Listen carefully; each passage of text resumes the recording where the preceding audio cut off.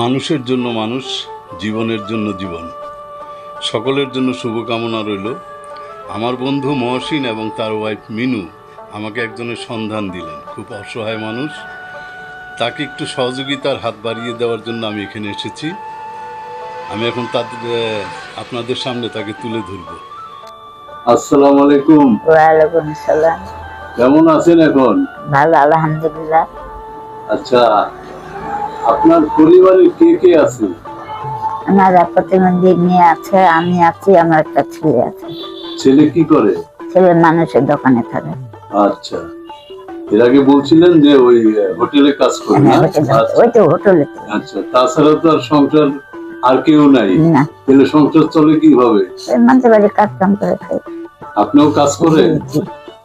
আপনার বয়স কত এখন?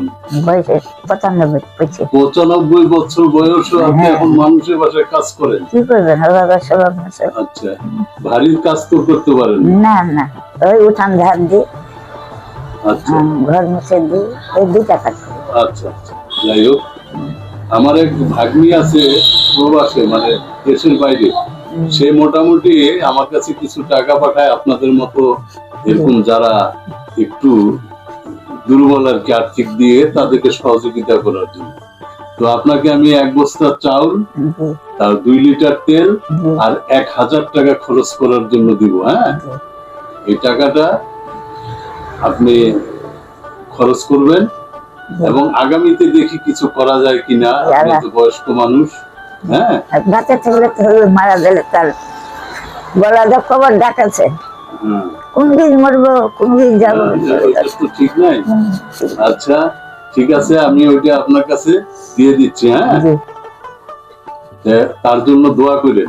করবোই তো, দোয়া করবো না? দোয়ার কাম তো করেছেন। আচ্ছা, আপনার দোয়া চলে গেল, যেহেতু দোয়া দিতে হবে আপনার দোয়া আল্লাহ খাতার রেখে দিল।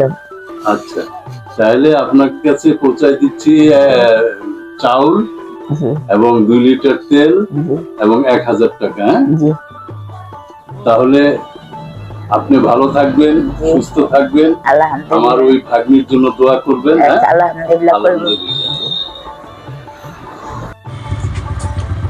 এই যে আপনার ওই যে চাল আর ওই যে তেল, দেখেন ওদিকে, চাল তেল আর ওই যে এই 1000 টাকা দিয়ে আপনি বাজার টাজার করবেন, ওষুধ খাবেন। হ্যাঁ, ঠিক আছে, এগুলা নিয়ে যান। হ্যাঁ, ঠিক আছে, ঠিক আছে, ঠিক আছে, যান। ওয়ালাইকুম আসসালাম, যান।